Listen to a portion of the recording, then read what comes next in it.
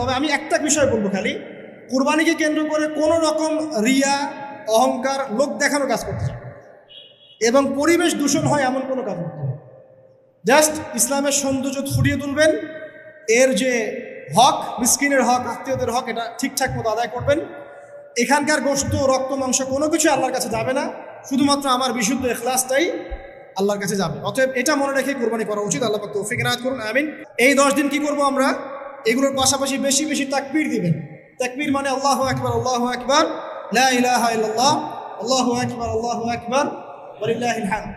সাহাবীদের মধ্যে আবু হুরায়রা রাদিয়াল্লাহু আনহু, আব্দুল্লাহ ইবনে আব্বাস, আব্দুল্লাহ বিন ওমর, এই বিখ্যাত সাহাবীরা যখন এই 10 দিনে উপস্থিত হতেন, তারা বাজারে গেলেও তারা বাজারে গিয়ে তাকবীর দিতেন জোরে জোরে।